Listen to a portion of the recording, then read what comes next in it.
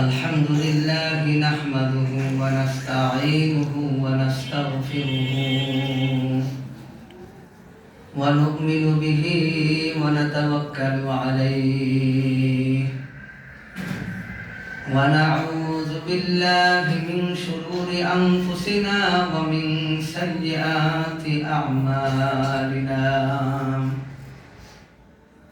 من يهده الله فلا مضل له ومن يضلله فلا هادي له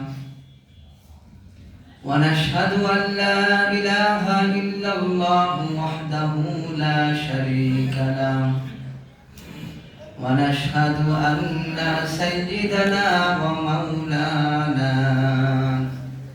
محمدا عبده ورسوله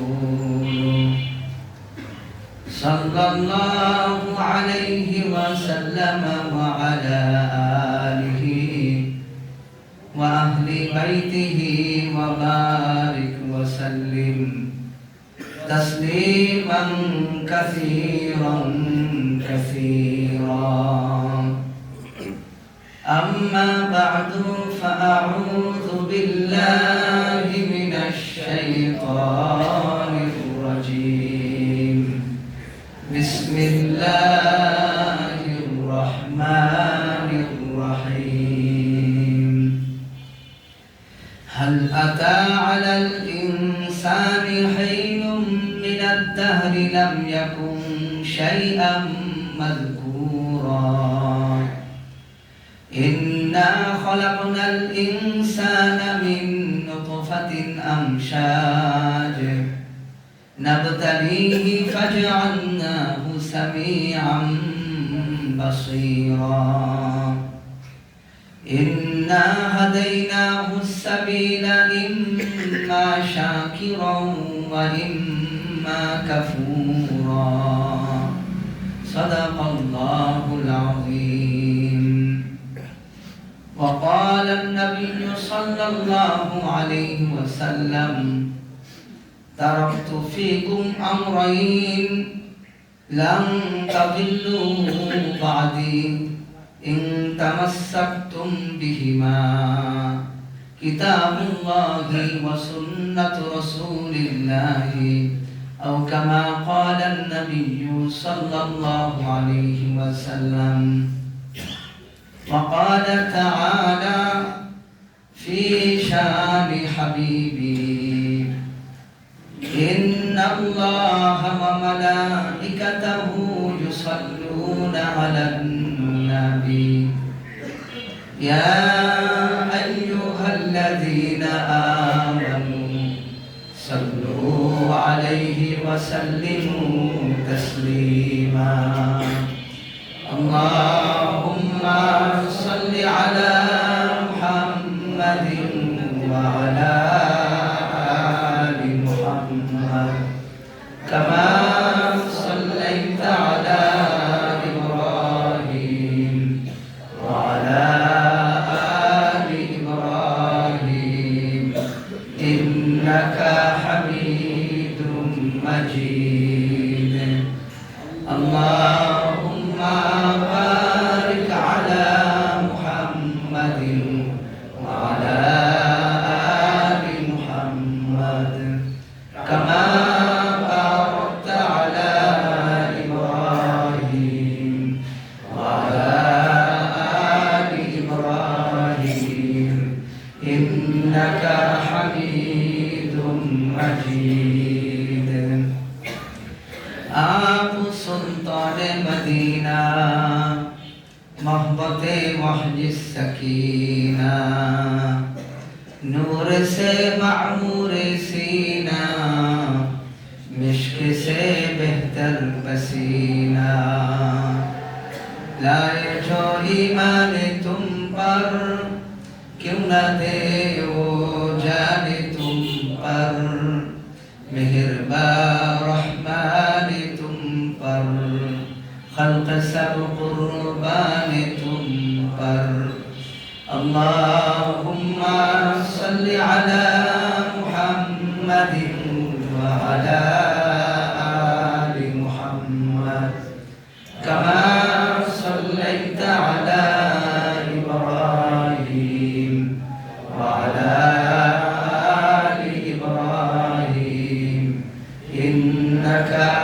حميد مجيد اللهم بارك على محمد وعلى آل محمد كما باركت على إبراهيم وعلى آل إبراهيم إنك حميد مجيد بلغ العلا بكماله كشف الدجى بجماله حسنت جميع خصاله صلوا عليه وآله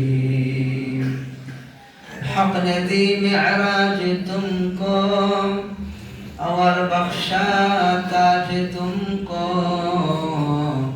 दो जहां का राज तुमको सलातीन बाज तुमको बलागल उला बिकमालिही कशफत दुजा बिजमालिही हसनत जमीउ खिसालिही सल्लू अलैहि वालिही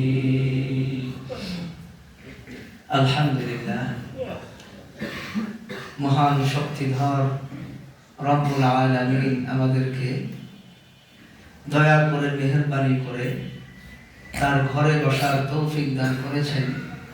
আমরা অন্তর থেকে সকলে শুকরিয়া আদায় করি আলহামদুলিল্লাহ। এর সাথে সাথে তার হাবিবের উপর দরুদ প্রেরণ করার তৌফিক দান করেছেন যেই রব, আবারও সেই রবের দরবারে শুকরিয়া আদায় করি আলহামদুলিল্লাহ। আল্লাহ তাআলা মানব জাতির মুক্তির জন্য নবী রাসূলদেরকে দুনিয়াতে পাঠিয়েছেন। তাদের কতককে কিতাব দান করেছেন এবং কতককে কিতাব না দান করেই তার নির্দেশ দান করে মানুষকে হেদায়েত করে, যাতে করে তারা সঠিক রাস্তা মানুষদেরকে দেখায় এবং মানুষ আল্লাহর নৈকট্য হাসিল করে আখিরাতে চূড়ান্ত সফলতা অর্জন করতে পারে। এই ব্যবস্থাপনা রব্বুল আলামিন করেছেন, ঠিক কিনা? কেন করেছেন? কারণ মানুষ বলেছিল যে আপনি আমাদের রব। আল্লাহ তাআলা বলেছেন ঠিক আছে, আমাকে রব হিসেবে বললা, আমি তোমাদের পরীক্ষা নিব। দুনিয়াতে পাঠাইছে পরীক্ষা করার জন্য। রব হিসেবে বলেছিলাম, এগুলা ভুলে গিয়েছি। কিন্তু রব্বুল আলামিনের দয়া মায়া বেশি। আল্লাহ তাআলা আসমান জমিন সৃষ্টির আগে, ফেরেশতা কায়নাত সৃষ্টির আগে প্রথমে আল্লাহ তাআলা তার রহমত এবং গজবকে সৃষ্টি করেছেন। সুবহানাল্লাহ। রহমত এবং গজব সৃষ্টি করার পর এই দুইটাকে আল্লাহ পাল্লা দিয়েছেন যে কে বেশি অগ্রসর হয়, রহমত না গজব। গজব এবং রহমত একসাথে যখন দ্রুত গতিতে তাদের সর্বশক্তি দিয়ে অগ্রসর হয়েছে, তখন রব্বুল আলামিনের রহমত তার গজবের উপর প্রাধান্যতা পেয়েছে। ইন্না রহমতি সাবাকাত আলাল গজবি, নিশ্চয় আমার রহমত আমার গজবকে হারিয়ে দিয়ে আমার গজবের উপর উত্থিত হয়েছে। আল্লাহু আকবার। তো আল্লাহ পাকের রহমত বেশি থাকার কারণে, যে তোমরা বলেছিলা রব্বুল আলামিন তিনি, তাকে মানবা। এই দুনিয়ার গঠনের আকৃতি দেখলেই একজন সাধারণ সুস্থ মানুষ বুঝতে পারবে এই কুল কায়নাত এমনি এমনি সৃষ্টি হয় নাই, নিশ্চয় এর পিছনে একজন মহান কারিগর রয়েছে, ঠিক কিনা? একজন মানুষ যে কোনো নিয়মেই সে পূজা করে, সে আরাধনা করে, তপস্যা করে, শান্তি পায় না। শান্তি খুঁজে, শান্তি খুঁজতে খুঁজতে খুঁজতে খুঁজতে সালমান ফারসি রাদিয়াল্লাহু আনহু, সবাই বলেন রাদিয়াল্লাহু আনহু, 120 বছর বয়সে সে খ্রিস্টান হয়। 120 বছর পর্যন্ত মূর্তি পূজা করেছে, মূর্তির সাথে থাকতো 24 ঘন্টা।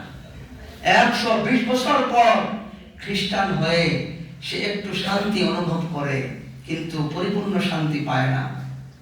এরপর গির্জার মধ্যে গির্জার প্রধান খাদেমের সাথে থাকতে থাকতে এরপর আরো 100 বছর পর ইহুদি হয়। কি হয়? ইহুদি হয়। এইভাবে 320 বছর বয়সে সে শুনতে পায় ইয়াসরিব নামক শহরে একজন ব্যক্তি আছে যার নাম মুহাম্মদ। আল্লাহু আকবার। তাওরাত কিতাব সম্পূর্ণভাবে যার আয়ত্ত আছে সালমান ফারসি। মুশরিকদের সমস্ত বিষয় সম্পর্কে যার জানা, ইনজিল সম্পর্কে যার জানা, জাবুর কিতাব সম্পর্কে যার অভিজ্ঞতা আছে, এবং তাদের পণ্ডিতদের সাথে থেকে একজন পণ্ডিত, একজন গির্জার প্রধান ফাদার তাকে মরার সময় বলল, সালমান, এই মৃত্যুর সময় তোমাকে বলে যায় এই চাবিটা ধরো, এই চাবিটা অমুক জঙ্গলের ভিতরে গির্জার একটা ধনভাণ্ডার আছে, এই মানুষ আইসা এখানে কানের দুল দিয়ে যায়, মানুষ আইসা হাতের চুড়ি খুলে এখানে দিয়ে যায়, এখানে দামি দামি জিনিস দান করে, এগুলা থেকে আমি জমাইছি। মানুষ দান করে কি ওই পাত্রের খাওয়ার জন্য?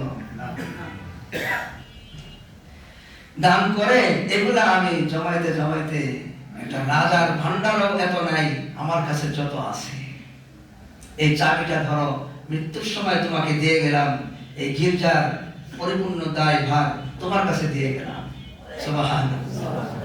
সালমান ফারসি রাদিয়াল্লাহু আনহু তিনি কসম করে বলেন, আমি সেই ধনভাণ্ডারের ভিতরে ঢুকি নাই, ওই চাবি আমি ব্যবহার করি নাই, আমি জানি সেই ধনভাণ্ডার কোথায় আছে। আল্লাহু আকবার। আমি শুধু শুনতে পেয়েছি ইয়াসরিবে একজন ব্যক্তি আছে যার নাম মুহাম্মদ, যার নাম আহমদ। আমি শুধু শুনতে পেয়েছি। আমাকে একজন ব্যক্তি গোলাম বানাইছে, জোর করে, ডাকাইতরা গোলাম বানায়া আমাকে বিক্রি করেছে বাজারে। এইভাবে ইয়াসরিবের এক ব্যক্তি যখন আমাকে কিনেছে, আমি খুব খুশি। এখন সেই বাগানের মধ্যে কাজ করতে হয়। আমি শুধু শুনি যে এই জায়গায় আছে একজন ব্যক্তি যার নাম কি? সালমান ফারসি রাদিয়াল্লাহু আনহু নবীজি সাল্লাল্লাহু আলাইহি ওয়াসাল্লামকে দেখেই চিনতে পেরেছেন। পরীক্ষা করেছে রাগ কতটুকু, নবীদের রাগ নিয়ন্ত্রণে থাকে।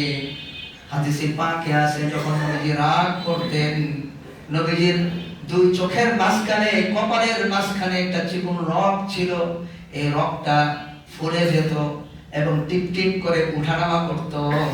নবীজির রাগ মুখের মধ্যে প্রকাশ পেত। সুবহানাল্লাহ। রাগ ছিল নবীজির, এত রাগ ছিল, তাকে গালি দিলে কিছুই বলতো না, ঢিল দিলেও কিছু বলতো না। তার নামে এরকম খারাপ বিষয় কাবাঘরের মধ্যে টানিয়ে দিত, কিছু বলতো না।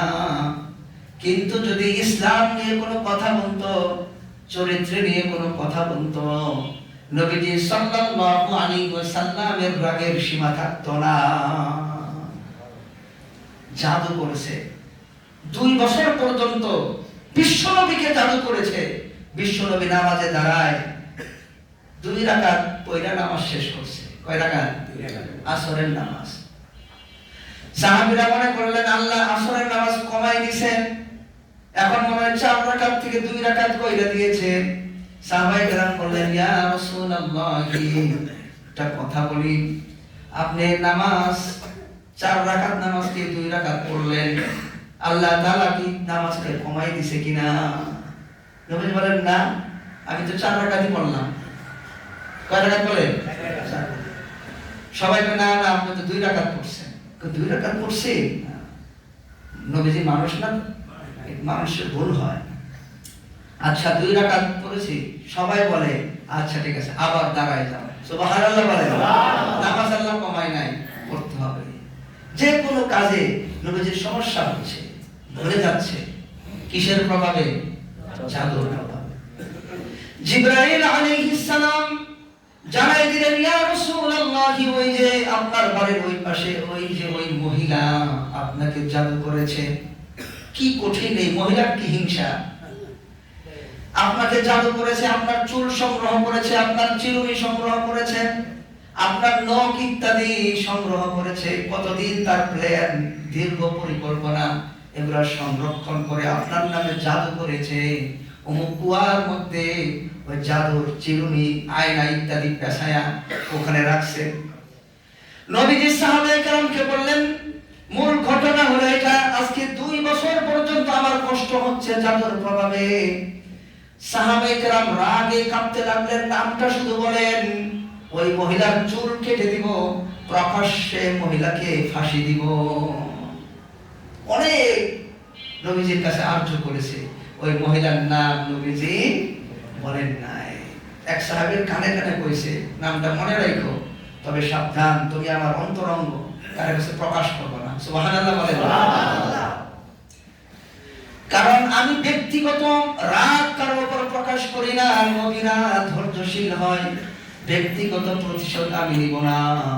আমাকে জাদু করেছে, আমি প্রতিশোধ নিলে সমান সমান হয়ে যাব, আর সবটা আমি পাবো না। হাসরের ময়দানে এই জাদুর কারণে আমার যে কষ্ট হয়েছিল, আমার যে শরীরে কষ্ট হয়েছিল, এগুলার বিনিময়ে আল্লাহ ওজন করবে। ওজন করে করে আমার মর্যাদা রব্বুল আলামিন উপরের দিকে নিবে, বৃদ্ধি করবে। ওই মর্যাদা আমি কমাইতে চাই না।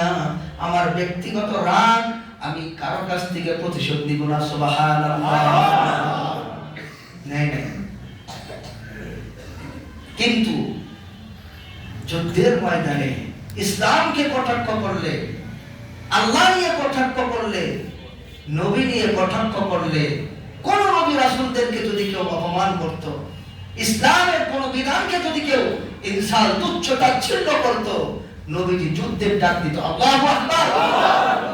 রাষ্ট্রীয় নীতি, বিশ্ব নীতি দূত প্রেরণ করলেন বাদশাদের কাছে, দুনিয়ার বড় বড় বাদশাদের কাছে নবীজি চিঠি লিখলেন। মুহাম্মদ মুস্তাফা সাল্লাল্লাহু আলাইহি সাল্লামের পক্ষ থেকে, বাদশা তোমার নামে ওই ব্যক্তির উপর সালাম যে হেদায়েতের উপর চলে। সুবহানাল্লাহ। সালামুন আলা মান ইত্তাবাআল হুদা, এইভাবে সালাম দিলেন নবীজি। ডাইরেক্ট তো সালাম দেওয়া যাবে না, কাফের মুশরিকদেরকে সালাম দেওয়া যাবে না, কিন্তু নবীজি এইভাবে সালাম দিলেন, সালামুন আলা মান ইত্তাবাআল হুদা, যে হেদায়েতের উপর চলে তার উপর সালাম। বাদশারা, এক বাদশা, সে ইথিওপিয়ার বাদশা, সে চিঠিটা দেখে দাঁড়িয়ে গেলেন, সম্মান করলেন, চোখে মুখে লাগাইলেন, আর বললেন, অবশ্যই এই চিঠি যেই প্রেরণ করেছে তিনি সত্য নবী। আল্লাহু আকবার। প্রায় 9-10 জন বাদশা মুসলমান হয়ে গেলেন। সুবহানাল্লাহ। কিন্তু ইরানের প্রেসিডেন্ট, সে ওই চিঠিটা নিয়ে এটাকে টুকরা টুকরা করে নিক্ষেপ করলেন, এবং অহংকারে সে ফেটে পড়ল এবং বলল, এই দূতদেরকে হত্যা করো। নাউজুবিল্লাহ। নবীজি যে দূত চিঠি প্রেরণ করে পাঠাইছিলেন তাকে সে হত্যা করেছে। নাউজুবিল্লাহ। নবীজি যখন শুনতে পেলেন তার দূতদেরকে হত্যা করেছে, আর বিশ্ব নীতির নিয়ম হলো দূতদেরকে হত্যা করা নিষিদ্ধ। যদি কোনো দূতকে অপমান করা হয় তাহলে সেই রাষ্ট্রকে অপমান করা হয়। কথা বলেন ঠিক কিনা? নবীজি বললেন, রোমানরা পারস্যের শক্তি, নতুন এক শক্তি পারস্য, রোমানরা এক পরাশক্তি, পারস্য আর একটা বড় শক্তি। পারস্যদের সেনাবাহিনী 30 লক্ষ সেনাবাহিনী, নবীজি সাল্লাল্লাহু আলাইহি সাল্লামের কাছে আছে মাত্র 26,000। কত? 30,000 মানুষ একত্রিত করলেন, যাও তাদের বিরুদ্ধে যুদ্ধ করো। আমার দূতকে হত্যা করেছে পৃথিবীর পরাশক্তি হলেও আমি যুদ্ধের ঘোষণা দিয়ে দিলাম। সুবহানাল্লাহ।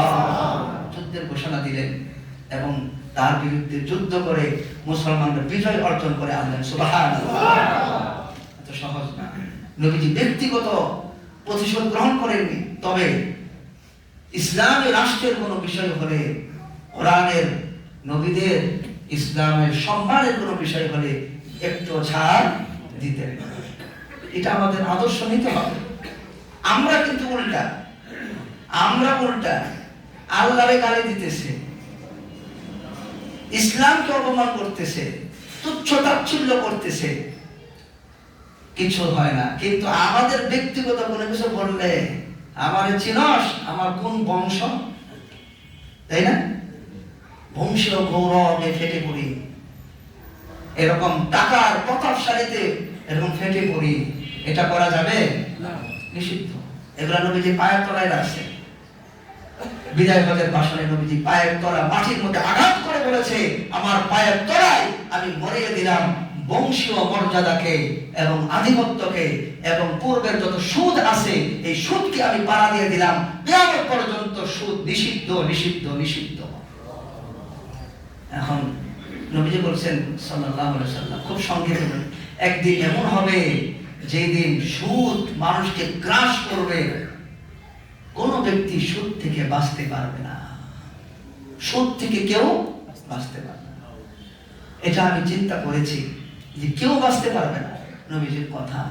এখন দেখি যে এই যে জামাটা কিনলাম, এই জামাটা যে কোম্পানি বানাইছে, এই কোম্পানি বাংলাদেশের যে কোম্পানি ব্যবসা করতেছে, সে এক ব্যাংকে থেকে হাজার হাজার কোটি টাকা লোন নিছে, কিনেছে, তারা লোনের সুদের ব্যবসা করতেছে। বাংলাদেশ ব্যাংক সুদ লেনদেন করতেছে, কারণ বাংলাদেশ ব্যাংক স্বাধীন না, বাংলাদেশ ব্যাংক চালায় কারা? বিশ্ব ব্যাংক। বিশ্ব ব্যাংকের সুদ আছে। এখন চাইলেও সুদ থেকে বাঁচতে পারবেন না। এখন আমার জামাও কিনতে হবে ওই, কারণ আমি যদি না কিনি তাহলে ওরা সাহায্য পাইল, ঠিক কিনা? আপনারা কথা বুঝতেছেন না? ইনশাআল্লাহ আমরা যদি না কিনি ওদের ব্যবসা থাকবে না, বন্ধ হবে। কিন্তু কিনে দেখে ব্যবসা চলতেছে, আর না কিনে উপায় আছে? এই অবস্থা। ওই যে নবীজি বলেছেন এমন একটা সময় আসবে যখন সুদ থেকে কেউ বাঁচতে পারবে না। সুদের কাপড় পয়রা নামাজ পড়াইলে নামাজ হবে? কথা বলেন না কেন? সুদের কাপড় পয়রা নামাজ পড়লে নামাজ হবে? এখন সুদ থেকে তো বাঁচতে পারেন না। এখন গাড়িতে আপনি উঠলেন, একটা বাসের মধ্যে নারী, শিশু, মহিলা একত্রিত। এখন একত্রিত ভাবে পুরুষরা ওঠা জায়েজ আছে? রাস্তাঘাটে জায়েজ হয় না, গাড়িতে উঠতে জায়েজ হয় না, জামা কাপড়ে জায়েজ হয় না, আপনার স্কুল কলেজে জায়েজ হয় না, সেখানেও তো নারী পুরুষ একসাথে। রাষ্ট্রীয় সংসদ ভবনে নারী পুরুষ একসাথে জায়েজ আছে? সব জায়গায় তো না জায়েজ। এখন চলবেন কিভাবে? কথা বলেন না কেন? চলার কোন রাস্তা আছে? এই রাস্তা ততদিন পর্যন্ত হবে না, মানুষ গুনার সমুদ্রে হাবুডুবু খাইতে থাকবে। আপনি যতই চেষ্টা করেন যে আমি পাক্কা মুসল্লি, হইতে পারবেন না। কিভাবে হবেন আপনি? আল্লাহ বলছে চুরি করলে হাত কেটে দে। কি বলছে? চুরি করলে আপনি সারা জীবনে কয়টা চোরের হাত কাটছেন বলেন দেখি? কাটতে পারছেন? আপনার তো ধর্মের কমতি হয়ে গেল। এটা আল্লাহর হুকুম না? এই হুকুম তো আপনি মানতে পারলেন না। ডাকাতদেরকে ধরে হত্যা করো, ডাকাতদের ধরে কি করো? ছিনতাইকারী আর ডাকাতের শাস্তি হলো হত্যা, আর চোরের শাস্তি হলো হাত কাটা। আবার এটা দেখেন আন্তাজে আবার শুরু করে দিয়ে না, নিয়ম আছে। কিন্তু ড্রাইভার গুনাহ থেকে এড়াইতে পারবেন না। এর প্রত্যেক মুসলমানের উপর দায়িত্ব এটা বাস্তবায়ন করা। কিভাবে বাস্তবায়ন করা সেটা আছে, সেটা পরে, একা একা করা যাবে না। তাহলে এই যে আল্লাহর আরো যে হুকুম আছে, এরকম শত শত হুকুম মানতে পারেন নাই, পরিপূর্ণ মুসলমান কিভাবে হবে? পরিপূর্ণ মুসলমান তো সে হবে যে আল্লাহর সব হুকুমগুলো কি করে মানতে পারবে। সুতরাং ততদিন পর্যন্ত মানুষ আল্লাহর সব বিধান মানতে পারবে না। আপনি যতই চেষ্টা করেন, যতদিন পর্যন্ত মানুষ ইসলামী খেলাফত যতদিন অর্জন করতে না পারবে। কথা বলে ঠিক কিনা? ইসলামী খেলাফত কি? যে কোরআন হবে সংবিধান। কি হবে? সংবিধান কি হবে? কোরআন। কোন গণতন্ত্র, কোন সমাজতন্ত্র, কোন তন্ত্র মন্ত্র থাকতে পারবে না। শুধু আল কোরআন হবে সংবিধান। এটার নাম হলো ইসলামী খেলাফত। এটার নাম কি? ইসলামী খেলাফত। এখন যদি বলেন তাহলে এই গণতন্ত্র করে অনেক হুজুর এরকম দাঁড়াইতেছে, সবাই দাঁড়ায়, কি হয়েছে? দাঁড়াইছে, দাঁড়াইছে, ভোট নিবে, ক্ষমতায় যাবে, ইসলাম কায়েম করে ফেলবে। ইসলাম কি এই গণতন্ত্রের মাধ্যমে কায়েম করতে বলছে আল্লাহ? আর যদি না করেন, খালি মাঠে শুধু গোল দিবে মুসলমানদেরকে। কথা বলে ঠিক কিনা? এখানেও বিপদ। একজন দুইজন এমপি মন্ত্রীও যদি ইসলামের পক্ষে কথা না বলে, তাহলে তো মুসলমানদের অবস্থা চামড়া থাকবে না পিঠে। 90% মুসলমানের দেশেও মুসলমানরা আর হিন্দুরা যত ফ্যাসিলিটি এতদিন পাইছে, পার্থক্য আছে না? এর জন্য কিছু মানুষ থাকো, কিন্তু তাদের নিয়ত পরিষ্কার থাকতে হবে যে আমরা ইসলামের উপকার করার জন্য, আমরা মানব সেবার জন্য, মুসলমানদেরকে বিপদ থেকে বাঁচানোর জন্য এমপি মন্ত্রী হচ্ছে। কথা বলেন ঠিক কিনা? কিন্তু তারা যদি বলে আমরা ইসলাম কায়েম করার জন্য, খেলাফত কায়েম করার জন্য আমরা এমপি মন্ত্রী হব, এটা হবে না। কারণ ইসলামী খেলাফত কিভাবে প্রতিষ্ঠা করতে হবে এটা আমার আপনার বানাইতে হবে না, এটা কোরআনে লেখা আছে। কথা বলেন ঠিক কিনা? এটা আমল করেন, এটা শিখতে আগে আমল করতে গেলে তো জানতে হবে, শিখতে হবে। আজকে এর জন্যই কাফের মুশরিক বেঈমানরা মুসলমান সমাজকে ইসলামী শিক্ষা থেকে দূরে রেখেছে, যে কোরআনের তর্জমা তাফসীর যেন স্কুল কলেজে ঢোকানো না হয়। তাইলে তো ওরা শিখে ফেলবে, ওরা জেনে ফেলবে, আর দেশের মধ্যে ইসলাম কায়েম হয়েই যাবে। আল্লাহু আকবার। আর এখন খেলাফত কি এটা বুঝে না যুবক সমাজ। স্কুল কলেজে যেন এগুলা না ঢোকে, কোন মসজিদে যেন এই আলোচনা না হয় যে খেলাফত কি জিনিস। মানুষকে শিখাই দাও খেলাফত মানে খলিফা জামা কাপড় বানায়। কি বানায়? গ্রামে আমরাও দেখেছি ছোটবেলায়, কই যায় কই খলিফার কাছে যায়। খলিফা যিনি সারা বিশ্ব মুসলিমের লিডার, যার নাম শুনলে পর্যন্ত কাফের মুশরিকদের কাপড় নষ্ট হয়ে যেত, সেই খলিফা নামটা অপমান করে দর্জিরে কয় খলিফা। কারে কয়? দর্জি জামা বানায়। ইহুদি ব্রিটিশদের ষড়যন্ত্র এটা। এই দর্জি জামা কাপড় বানায়, এর নাম রাখছে খলিফা, যাতে করে তুচ্ছ তাচ্ছিল্য হয়। মুসলমানরা ছোটবেলা থেকেই শিখে, আরে খলিফা মানে হলো দর্জি। খলিফা মানে কি? দর্জি কাপড় সেলাইবে। অথচ খলিফা হলো সে যে রাষ্ট্রের প্রধান হবে, একটা রাষ্ট্র না, সারা পৃথিবীর মধ্যে যতটা মুসলিম রাষ্ট্র আছে সব রাষ্ট্রের যিনি প্রধান তাকে বলা হয় খলিফা। আল্লাহু আকবার। মুসলমানরা জানে খলিফা মনে করে দর্জি। আমাদের দেশে পৃথিবীর অন্য কোনো জায়গায় খলিফা বলে না দর্জিকে, আমাদের বাংলাদেশে দর্জিকে কি বলে? এইভাবে ইসলামের বিভিন্ন বিধান। ঘোড়া পালা দেখেন, একটা ঘোড়ার ভিতরে কি বোমা ফিট করা আছে, মিসাইল আছে? ঘোড়া মুসলমানরা যেন ঘোড়া না পায়, এর জন্য ঘোড়া বিলুপ্তি করার চেষ্টা করেছে। আমি একটা কথা বলি, আপনার খেয়াল করেন, মুসলমানরা যদি ঘোড়া পালে, কি পালে, তাহলে আল্লাহ তাআলা ইহুদি খ্রিস্টানদের হৃদয়ের ভিতরে এমন ভয় ভীতি ঢুকিয়ে দিবেন, কোন মুসলমানের গায়ে আঘাত করার আগে ইহুদি খ্রিস্টানরা চিন্তা করবে 10 বার, না জানি কি হয়ে যায়। আল্লাহু আকবার। এখন যেরকম মুসলমানদেরকে দেখলেই তারা আক্রমণ করে, কোনো ভয় নাই হৃদয়ে, রোগ নাই। আল্লাহ তাআলা বলেছেন ওয়াআদু লাহুম মাস্তাতাতুম মিন কুওয়া মির রিবাতিল খাইরি, উত্তম ঘোড়াগুলা পালো তোমরা।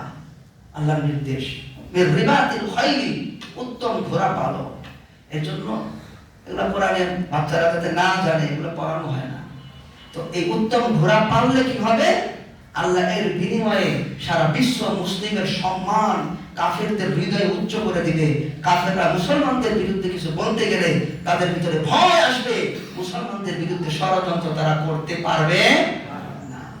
এর জন্য ঘোড়া পালা এটা একটা বড় বিষয়, কিন্তু আজকে ঘোড়া পালা অসম্ভব। কথা বলেন ঠিক কিনা? এখন যদি বলি এটা একটা আমল করে, এখানে 100 জনের মধ্যে একজন আমল করতে কষ্ট হবে, কিন্তু আপনারা চেষ্টা করতে পারবেন না ইনশাআল্লাহ? পারবেন না ইনশাআল্লাহ? কোরআনের কোনো বিষয় অযথা নাযিল করা হয়নি।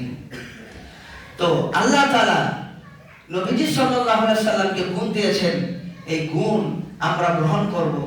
নবীজি নিজের ব্যক্তিগত ক্রোধ কারো উপর প্রকাশ করেননি, কিন্তু ইসলামের বিরুদ্ধে কিছু হলে সেটা প্রকাশ করেছেন।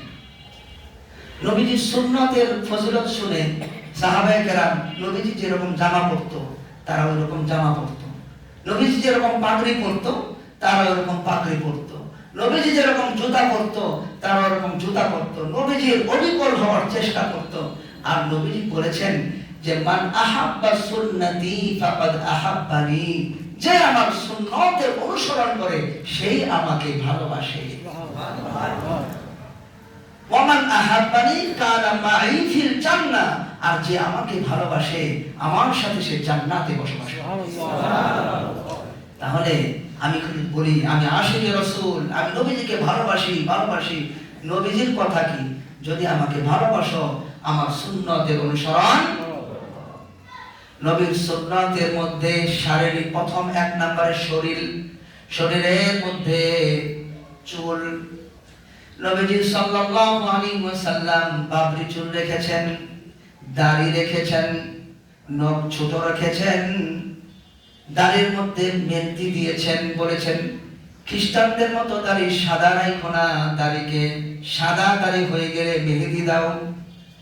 এটা তাদের আর তোমাদের মধ্যে পার্থক্য হবে। দেখবেন খ্রিস্টানদের ভ্যাটিকান সিটির পপেরা দেখবেন দাড়ি রাখে বড় বড়, আবার জুব্বাও পরে। দেখেন না আপনারা? টুপিও পরে, সাদা জুব্বা পরে, আবার সাদা জুব্বা পরে, আবার টুপিও পরে, এই মাথার চামড়িতে গোল করে। আপনারা দেখেন নাই? এই সবই আছে। এখন কোনটা খ্রিস্টান পাদ্রী আর কোনটা মুসলমানের হুজুর এটা বুঝবো কিভাবে? ওই যেটা ওরা কোনোদিন দাড়িতে মেহেদি লাগাবে না। সুবহানাল্লাহ বলেন না? খালিফুল মুশরিকিন, মুশরিকিনদের বিপরীত করো তোমরা। ওরাও প্যান্ট কোটটাই পরে, তোমরাও পরো, হবে না। কোটটা ইহুদি খ্রিস্টানদের জাতীয় পোশাক নয়, কিন্তু এটা খিচুড়ি হয়ে গেছে সারা বিশ্বময়। কোটটাইকে তারা সম্মানী পোশাক বলতেছে। কারা? ইহুদি খ্রিস্টানরা। আর মুসলমানরাও তাদের মেধা, কারণ মুসলমানদেরকে তারা চাবুক দিয়ে চালাইতে পারবে না। ওরা জানে মুসলমানদের ইমানের সামনে কোনো চাবুক টিকবে না, কিন্তু ধোঁকা দিয়ে মুসলমানদেরকে চালাইতে হবে, এদেরকে গোলাম বানায়া চালাবে। কিন্তু এরা বুঝতেও পারবে না যে আমরা গোলাম, তারা নিজেদেরকে বাদশা মনে করবে। কারণ ইহুদিরা বলেছে, আপনার ব্রিটিশরা যখন গিয়েছে বলেছে এরা দেখতে লেবাসে হবে মুসলমান, আর ভিতরে হবে এরা সব ইংরেজ কাফের। নাউজুবিল্লাহ। ওই চক্রান্ত রয়ে গেছে, ওই নিয়ম কানুন আমাদের মধ্যে রয়ে গেছে। আর এখন আরো বেশি নিকৃষ্ট, আরো বেশি কঠিন হচ্ছে। এর জন্য আমাদেরকে নবীজির আদর্শ সুন্নাত ফলো করলেই নবীজির ভালোবাসা আসবে। আর নবীজির ভালোবাসা আসলেই সে কোথায় থাকবে? আপনার নবীজির সাথে থাকতে চান না জান্নাতে? বলেন না, নবীজির সাথে জান্নাতে থাকতে চান না? একটু হাত দেখাই তো। নারে তাকবীর, নারে তাকবীর। নবীজির সাথে জান্নাতে থাকতে গেলে নবীজির পোশাক করতে হবে, নবীজির পোশাক, নবীজির দাড়ি রাখতে হবে। দেখি দাড়ি রাখার কে কে নিয়ত করেছি? নারে তাকবীর, নারে তাকবীর। দাড়ি রাখবেন, দাড়ির মধ্যে আছে সৌন্দর্য। বাকি আরো বেশি সৌন্দর্য আছে জান্নাতে। জান্নাতে কোনো দাড়ি থাকবে না। সুবহানাল্লাহ। নবীজিরও দাড়ি থাকবে না, আপনারও দাড়ি থাকবে না। দাড়ি অপছন্দ করেন তো জান্নাতে দাড়ি থাকবে না, জান্নাতে থাকবে মোষ। কেমন মোষ? হাদিসে আছে হালকা মোষ, সবুজ সবুজ একটু মোষ থাকবে, যে নতুন মোষ উঠলে যেরকম একটা হালকা আবরণ, যাতে করে মহিলা পুরুষ পার্থক্য হয়। মহিলার দিকে তাকাইলেও মোষ নাই, পুরুষের দিকেও মোষ নাই। এই মুসাফা কামানোর জন্য আল্লাহ পুরুষদেরকে হালকা একটা মোষ দিবেন। সুবহানাল্লাহ। এটা এই সূরার মধ্যে জান্নাতের কি সুন্দর আলোচনা, সেখানে কি কি থাকবে। তো এই নবীজির সাথে জান্নাতে থাকতে গেলে নবীজির আদর্শ ফলো করতে হবে। আর হেদায়েতের উপর চলতে গেলে ওই টুপিওয়ালা দাড়িওয়ালাদের সাথে আপনার গল্প গুজব উঠা বসা থাকতে হবে। আপনার সব সময় বন্ধু সব ধনীরা, গাড়িওয়ালা বাড়িওয়ালা সব ধনীরা আপনার বন্ধু। ওদের দেখলে আপনার মাথা ঠিক থাকে না, আপনার সাথে সাথেই শরীরে অ্যাক্টিভ হয়ে যায়। আর দাড়িওয়ালা টুপিওয়ালা দেখলেই আপনি তুচ্ছ তাচ্ছিল্য মনে করেন, সম্মান দেন না। এটাই হলো প্রমাণ আপনার ঈমান কতটুকু আছে। কথা বলেন ঠিক কি? আপনি ঈমান নিয়ে, অন্তর নিয়ে, আল্লাহ ওয়াল্লাহু আলিম বিদাতিস সুদূর, আল্লাহ অন্তর সমূহের গভীরের কল্পনা আল্লাহ কি জানেন। এর জন্য আপনি কাদেরকে দেখে সম্মান করেন, এটাই আপনার ঈমানের গভীর প্রকাশ। আল্লাহ তাআলা আমাদেরকে ঈমান, প্রকৃত ঈমানদার হওয়ার তৌফিক দান করুন। আমিন। ওয়া আখিরু দাওয়ানা আলহামদুলিল্লাহ।